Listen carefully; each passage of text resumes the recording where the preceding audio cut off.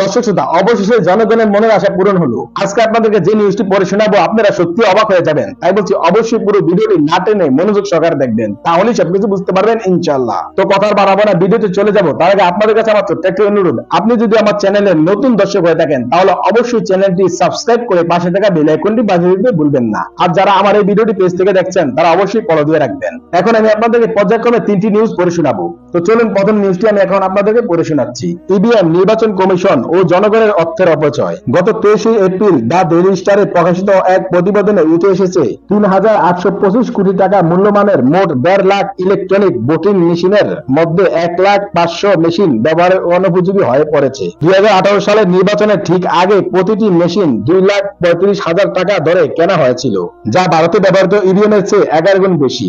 EVM গুলির আয়ুষ্কাল হওয়ার কথা ছিল ১০ বছর। কেনার সময় দেওয়া গ্যারান্টি অনুযায়ী এই যন্ত্রগুলো অন্তত ২০২৮ সাল পর্যন্ত কার্যকর থাকার কথা ছিল। প্রতিবেশী দেশ ভারতে ইভিএম এর গল্পটা অনেকটাই ভিন্ন। দেশটিতে ৯৬,৯০,০০,০০০ ভোটার নিয়ে বিশ্বের সবচেয়ে বড় নির্বাচন শুরু হয়েছে গত ১৯ এপ্রিল। ৭ ধাপে এই নির্বাচন চলবে ৬ সপ্তাহ জুড়ে এবং প্রায় ১০ লাখেরও বেশি ভোট কেন্দ্রে ভোট নেওয়া হবে। নির্বাচনের ফলাফল ঘোষণা করা হবে ৪ জুন। ভারতের প্রায় ১০০ কোটি ভোটারের সবাই দেশ জুড়ে স্থাপিত ৫৫ লাখ ইভিএম এর মাধ্যমে ভোট দিবেন। ইভিএম এর ব্যবহারে দুই প্রতিবেশী দেশের চিত্রে এত আকাশ পাতাল তফাৎ কেন? ভারতে ১৯৯৮ সালে রাজনৈতিক ঐক্যমতের ভিত্তিতে নির্বাচনে ইভিএম এর ব্যবহার শুরু হয়। সেখানে বেশ কয়েক বছর পরীক্ষা নিরীক্ষা শেষে নির্বাচনে ইভিএম এর শতভাগ ব্যবহার নিশ্চিত করা হয়েছে। অপরদিকে আমরা ৬ বছরেরও কম সময় পরে এসে আমাদের ইভিএম গুলিকে নর্দমায় ছুঁড়ে ফেলে দেওয়ার মতো অবস্থা সৃষ্টি করেছি। সিদ্ধান্তের মাধ্যমে ভবিষ্যতের কোনো নির্বাচনে ইভিএম ব্যবহারের সম্ভাবনাকে আরো অনেক দূর ঠেলে দিচ্ছে এবং আমরা জানিও না যে তা কত বছরের জন্য পেছাবে। অথচ আমাদের নির্বাচনী প্রক্রিয়া আধুনিকায়নে এটি একটি অত্যাবশ্যক বিষয়। ইভিএম ব্যবহারের এই উদ্যোগে কেন মুখ থুবড়ে পড়লো? অবশ্যই এখানে সন্দেহ, ঘৃণার রাজনীতি এবং বিরোধী পক্ষ যাই করুক না কেন সেটা কখনোই মেনে না নেওয়া সংস্কৃতির ভূমিকা রয়েছে। এছাড়া কারিগরি দিক বিবেচনায় নিয়ে বলা যায় এই প্রকল্পের পরিকল্পনা, মূল্যায়ন ও নিরীক্ষায় কিছু মৌলিক ত্রুটি রয়েছে। এর ফলে এই বিপর্যয়কর পরিস্থিতি সৃষ্টি হয়েছে। প্রথম যে প্রশ্নটি আমাদের সামনে আসে তা হলো, কেন আমরা ভারতের চেয়ে ১১ গুণ বেশি দামে ইভিএম মেশিন কিনেছি? বলা হয়েছিল আমাদের ইভিএম গুলো কারিগরি সক্ষমতা তুলনামূলকভাবে বেশি এবং এগুলোতে এমন কিছু ফিচার আছে যা অন্যান্য ইভিএম এ নেই। তবে ভোটাররা সেই বিশেষ ফিচারগুলো সম্পর্কে কখনোই জানতে পারেনি। নির্বাচন কমিশন কি এগুলো সম্পর্কে জানতো? যদি এর উত্তর হ্যাঁ হয় তাহলে তারা কি এর অনুমোদন দেওয়ার আগে পূর্ণাঙ্গ কারিগরি মূল্যায়ন করেছিল?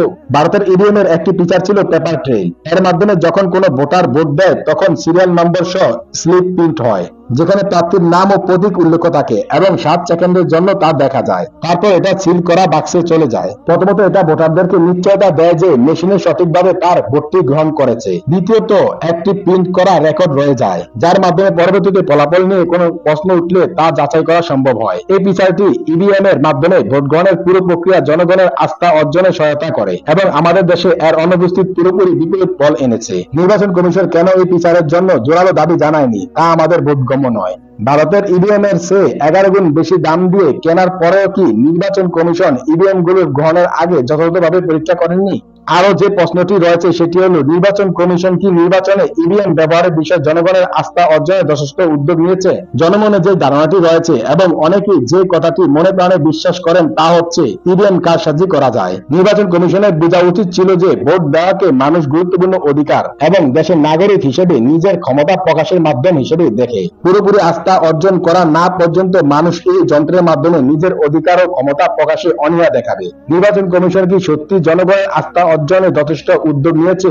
ইভিএম এর নির্ভরযোগ্যতা নিয়ে জনমানুষের মনে বাড়তে থাকা সন্দেহের মেঘ দূর করতে আরো কারিগরি জ্ঞান সম্পন্ন দল, তথ্য প্রযুক্তি বিশেষজ্ঞ ও নির্বাচন বিশেষজ্ঞদের কেন সম্পৃক্ত করা হয়নি? জনসম্মুখে আরো বড় পরিসরে এই যন্ত্রের কার্যকারিতা প্রদর্শন এবং এর সক্ষমতা নিয়ে উন্মুক্ত বিতর্কের আয়োজন করা উচিত ছিল। জনগণের আস্থা অর্জনের উদ্যোগ না নিয়ে এগুলো ইভিএম কেনা উচিত হয়নি নির্বাচন কমিশনের। সীমিত সংখ্যক ভোটার ও ইভিএম নিয়ে আরো অনেকগুলো পাইলট প্রকল্প পরিকল্পনা করতে হতো এবং কেবল এরই মাধ্যমে সন্তোষজনক ফল পাওয়া সম্ভব ছিল। ইভিএম যদি ভারতের ভোটারদের মন জয় করতে পারে তাহলে আমরা কেন পারবো না? সম্ভবত এই পুরো প্রকল্পের সবচেয়ে ক্ষতিকর এবং একেবারে অদ্ভুত বিষয়টি হলো, ইভিএম যখন ব্যবহৃত হবে না তখন সেগুলোকে যথাযথভাবে সংরক্ষণের কোনো ব্যবস্থা না রাখা। এর চেয়ে হাস্যকর আর কি হতে পারে? ২০১৮ সালে যখন ২৫,০০০ ইভিএম এর প্রথম চালান এসে পৌঁছায় তখনই নির্বাচন কমিশনের ভাবা উচিত ছিল যে এগুলো কোথায়, কিভাবে সংরক্ষণ করা হবে। এই গুরুত্বপূর্ণ প্রশ্নের জবাব পাওয়ার আগে নির্বাচন কমিশন আরো ইভিএম এর অর্ডার দেয় এবং পরপর 2 বছরে 2019-2020 সাল জুড়ে 1.5 লাখ ইভিএম আনে। তখন সেগুলোকে এমন গুদামে টেনে রাখা হয় যা এই ধরনের কারিগরি ভাবে জটিল যন্ত্র সংরক্ষণের জন্য কোনোভাবেই উপযুক্ত নয়। এসব যন্ত্র সংরক্ষণের পূর্বশর্ত হচ্ছে তাপমাত্রা, ধুলা ও আর্দ্রতা নিয়ন্ত্রণের ব্যবস্থা করা, কিন্তু এর কোনোটি নিশ্চিত করা হয়নি। সংশ্লিষ্টরা ভালো করে জানতেন যে এসব যন্ত্র খুব শীঘ্রই ব্যবহারের অনুপযোগী হয়ে যাবে এবং সেটাই হয়েছে। এই পুরো বিষয়ে এত অপরিপক্কতার কোনো ব্যাখ্যা নেই। আইনের শাসনে পরিচালিত একটি সমাজে এতটা হেলা করা জনগণের রক্ত অপচয়ের জন্য আমরা কি কাউকে দায়ী করতে পারি না? যারা প্রস্তাব দিয়েছিলেন, যারা মূল্যায়ন করেছিলেন বা যারা অনুমোদন দিয়েছেন তারা এর জন্য দায়ী। এক অর্থে সবাইকে দায়ী করা উচিত, কিন্তু বাস্তবতা হলো দায়ী কেউ না। আমাদের প্রশাসনিক ব্যবস্থাটা এমন ভাবে বানানো হয়েছে যেখানে কোনো ব্যর্থতায় কাউকে দায়ী করা হবে তা স্পষ্ট করা যায় না। এর সঙ্গে যোগ হয়েছে কাউকে কখনো দায়ী না করার চর্চা, যার ফলে কোনো ধরনের জবাবদিহির কথা না ভেবে জনগণের অর্থ খরচ করার সংস্কৃতি তৈরি হয়েছে। প্রতি বছর গণমাধ্যমে জনগণের অর্থ অপচয় নিয়ে হাজারো প্রতিবেদন চাপা হয়, কিন্তু তাতে কিছুই হয় না। বাংলাদেশের মহাহিসাব নিরীক্ষক ও নিয়ন্ত্রকের কার্যালয় থেকে প্রতি বছর মানসম্পন্ন ও গবেষণালব্ধ হাজারো প্রতিবেদন প্রকাশ করা হয়, যেখানে উঠে আসে জনগণের অর্থ অপচয়ের অসংখ্য উদাহরণ। কিন্তু এই প্রতিবেদনগুলোর পাইলে কেবল ধুলো জমতে থাকে। কোন কর্মকর্তাকে কখনো দায়ী করে শাস্তি দেওয়া হয়নি, বিশেষত জ্যেষ্ঠ কর্মকর্তাদের, যার ফলে এমন একটি পরিবেশ সৃষ্টি হয়েছে যা কার্যত দুর্নীতিকে উৎসাহিত করছে। এই চর্চা একই সঙ্গে ধনী ও ক্ষমতাবানদেরকে জবাবদিহির বাইরে রাখার সংস্কৃতিকেও আরো বলিষ্ঠ করছে। কিভাবে ইভিএম বিপর্যয় ঘটলো এবং ভবিষ্যতে যাতে এই ধরনের ঘটনা এড়ানো যায়, এসব বিষয় কি নির্বাচন কমিশনের তদন্ত করা উচিত না? ভারত তাদের প্রায় 100 কোটি ভোটারদের শতভাগ ভোট ইভিএম এর মাধ্যমে নিতে পারলেও আমরা মাত্র 12 কোটি ভোটার নিয়ে সেটা পারছি না। আর ইভিএম পরিত্যাগের ফল হিসেবে আমাদের নির্বাচনে ভোট কারচুপি, রাতে ভোট সহ নানা বিতর্ক তো রয়ে যাবে। ইভিএম নিয়ে এই বিপর্যয়ের ফলে অদূর ভবিষ্যতে অবাধ ও নিরপেক্ষ নির্বাচন আয়োজনে নির্বাচন কমিশনের সক্ষমতা নিয়েও জনগণের মনে সন্দেহ আরো ঘনীভূত হয়েছে। উপজেলা নির্বাচনে কিশোরগঞ্জে ভোটের মাঠে বিএনপি নেতা। আর এই নিউজটি প্রকাশিত হয়েছে bdnews24.com এ। দলীয় নিষেধাজ্ঞা উপেক্ষা করে প্রথম দফায় অনুষ্ঠেয় কিশোরগঞ্জ সদর উপজেলা পরিষদ নির্বাচনে লড়াই করছেন বিএনপি নেতা মোহাম্মদ নাজমুল আলম। শৃঙ্খলা ভঙ্গের অভিযোগে দলের পক্ষ থেকে এরই মধ্যে তাকে কারণ দর্শানোর নোটিশ দেওয়া হয়েছে। কিশোরগঞ্জ জেলা বিএনপির সাংগঠনিক সম্পাদক নাজমুল আলম চেয়ারম্যান পদে আনারস প্রতীক নিয়ে লড়াই করছেন। এর আগে তিনি ভাইস চেয়ারম্যান পদে প্রতিদ্বন্দ্বিতা করেছেন। নাজমুল জেলা কমিটির পাশাপাশি সদর উপজেলা বিএনপির প্রথম যুগ্ম আহ্বায়কের পদেও রয়েছেন। ছাত্র জীবন থেকে বিএনপি রাজনীতির সঙ্গে জড়িত নাজমুল এর আগে জেলা ছাত্র দলের সাংগঠনিক সম্পাদক এবং জেলা স্বেচ্ছাসেবক দলের সভাপতি হিসেবে দায়িত্ব পালন করেছেন। দলের সিদ্ধান্তের বাইরে নির্বাচন করায় বিএনপির জ্যেষ্ঠ যুগ্ম মহাসচিব রুহুল কবির রিজভী স্বাক্ষরিত এক চিঠিতে নাজমুলকে কারণ দর্শানোর নোটিশ দেওয়া হয়েছে। চিঠিতে তার বিরুদ্ধে দলীয় শৃঙ্খলা পরিপন্থী এবং দলের প্রতি চরম বিশ্বাসঘাতকতার অভিযোগ আনা হয়েছে। কিশোরগঞ্জের জেলা বিএনপি সাধারণ সম্পাদক মাজারুল ইসলাম বলেন, চিঠিটি নাজমুল আলমের হাতে পৌঁছে দেওয়া হয়েছে। এছাড়া মৌখিকভাবে ও ভার্চুয়ালিও তাকে অবহিত করা হয়েছে। জেলা বিএনপির জ্যেষ্ঠ সহ সাধারণ সম্পাদক খালেদ সাইফুল্লাহ সোহেল বলেন, বর্তমান পরিস্থিতিতে দলীয় নিষেধাজ্ঞা উপেক্ষা করে নাজমুল আলমের নির্বাচনে অংশগ্রহণ করা মোটেই উচিত হয়নি। এই ব্যাপারে কেন্দ্রীয় বিএনপি যে সিদ্ধান্ত নেবে সেটাই চূড়ান্ত।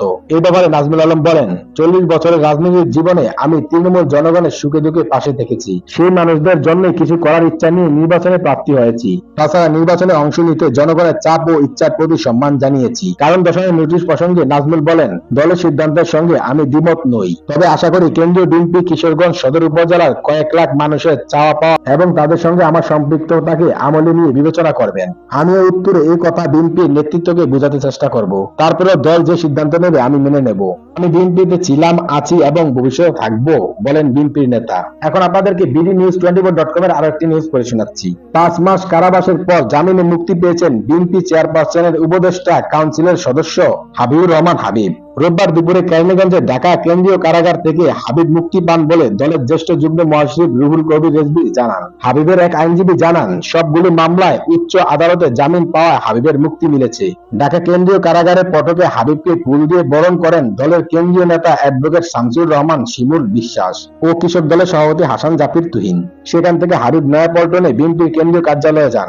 সেই সময় তাকে ফুলের মালা পরিয়ে দিয়ে শুভেচ্ছা জানান রিজভী। গত বছরের অক্টোবর মাসে নাশকতার এক মামলায় হাবিবকে 4 বছরের সাজা দেয় আদালত। এরপর থেকে তিনি আত্মগোপনে ছিলেন।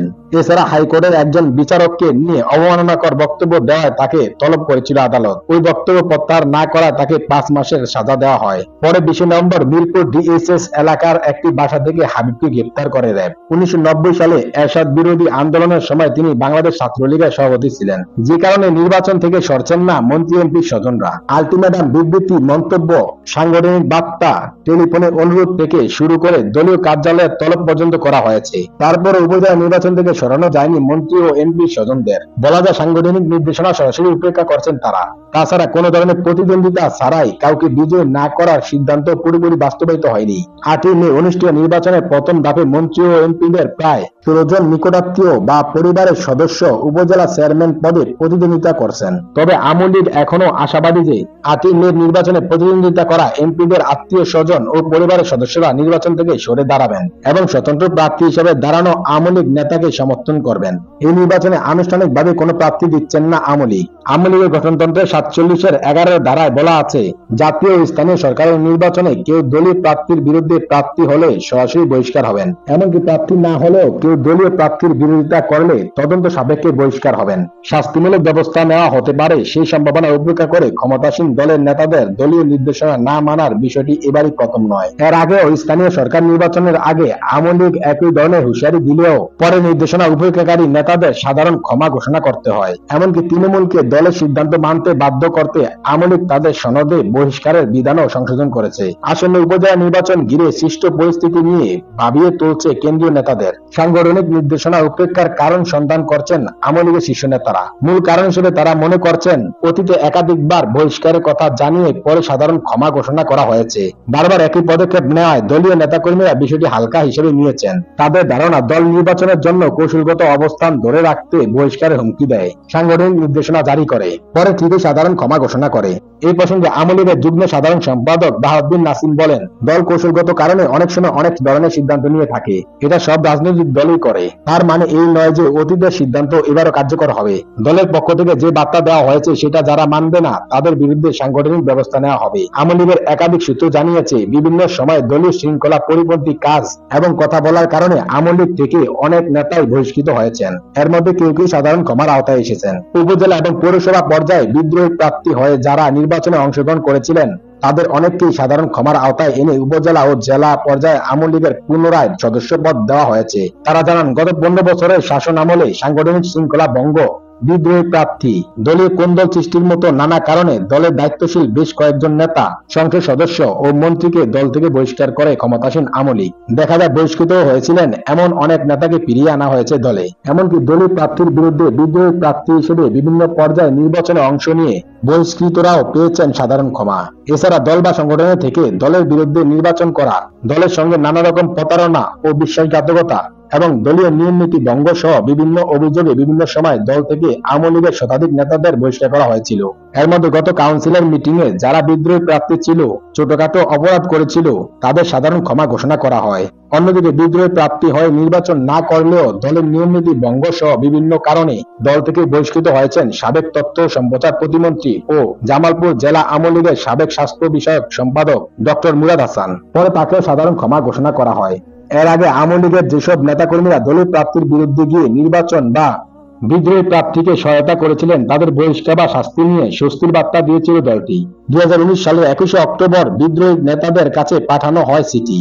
তাতে বলা হয়, ভবিষ্যতে সংগঠনের স্বার্থ পরিপন্থী কার্যক্রম ও সাংগঠনিক শৃঙ্খলা ভঙ্গ না করা সত্ত্বে তাদের ক্ষমা করা হয়েছে। তবে 192 জন সংগঠন বিরোধী কর্মকাণ্ডের কথা স্বীকার করে আওয়ামী লীগের সভাপতি শেখ হাসিনার কাছে ক্ষমা চেয়ে চিঠি দেন। তারা ভবিষ্যতে সংগঠনের গণতন্ত্র, নীতি ও আদর্শ পরিপন্থী কোনো কার্যক্রমে সম্পৃক্ত না হওয়ারও অঙ্গীকার করেন। 192 জনের মধ্যে উপজেলা নির্বাচনে বিদ্রোহীদের মধ্যে 126 জন চেয়ারম্যান পদে নির্বাচিত হয়েছেন। এই চেয়ারম্যানরা সহ ওই নির্বাচনে দলীয় প্রার্থীর বিরুদ্ধে প্রতিদ্বন্দ্বিতার অভিযোগে তাদের বিরুদ্ধে ব্যবস্থা নেওয়ার সংখ্যা ছিল বেশ জোরালো। দ্বিতীয় ধাপে দলের শতাধিক নেতাকর্মীকে সাধারণ ক্ষমা ঘোষণা করে আওয়ামী লীগ। 2022 সালের 17 ডিসেম্বর প্রধানমন্ত্রী ও আওয়ামী লীগের সভানেত্রী শেখ হাসিনা সরকারি বাসভবনে দলের জাতীয় কমিটির বৈঠকে এই সিদ্ধান্ত নেওয়া হয়। এই প্রসঙ্গে আওয়ামী লীগের সাধারণ সম্পাদক ওবায়দুল কাদের বলেন, প্রায় শতাধিক আবেদন জাতীয় কমিটির কাছে উপস্থাপন করা হয়েছে। জাতীয় কমিটি বরাবর সর্বসম্মতিক্রমে যারা আবেদন করেছিলেন তাদের দলের সভাপতি ক্ষমা করে দিয়েছেন। অন্য যারা আছে তারা যদি দলের সাধারণ সম্পাদকের মাধ্যমে সভাপতির কাছে আবেদন করে তাহলে জাতীয় কমিটি আমাদের এই ক্ষমতা দিয়েছে যে মাননীয় প্রধানমন্ত্রী শেখ হাসিনা আবেদন গ্রহণ করে ক্ষমা করে দিতে পারবেন। গঠনতন্ত্র অনুযায়ী বাংলাদেশের আওয়ামী লীগের যে কোনো সদস্যের বিরুদ্ধে কার্যনির্বাহী সংসদ কর্তৃক গৃহীত শাস্তিমূলক ব্যবস্থার বিরুদ্ধে আপিল বিবেচনা ও চূড়ান্ত সিদ্ধান্ত গ্রহণের ক্ষমতা দেওয়া আছে আওয়ামী লীগের জাতীয় কমিটিকে।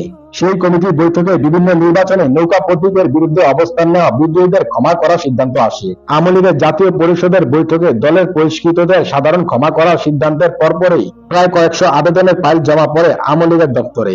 দলীয় নেতারা জানান, মূলত একের পর এক সাধারণ ক্ষমা ঘোষণায় দলীয় নির্দেশ অমান্যকারীদের লাগাম টানা সম্ভব হচ্ছে না। সর্বশেষ বুধবার উপজেলা নির্বাচনে মন্ত্রী এমপি স্বজনরা প্রার্থিতা প্রত্যাহার না করলে সময়মতো সাংগঠনিক ব্যবস্থা নেওয়া হবে বলে সতর্ক করেন আওয়ামী লীগের সাধারণ সম্পাদক ওবায়দুল কাদের। ধানমন্ডিতে আওয়ামী লীগ সভাপতির কার্যালয়ে সংবাদ সম্মেলনে এই সতর্কতা দেন তিনি। ওবায়দুল কাদের বলেন, উপজেলা নির্বাচনের প্রথম পর্যায়ে প্রার্থিতা প্রত্যাহার সময় পেরিয়ে গেছে।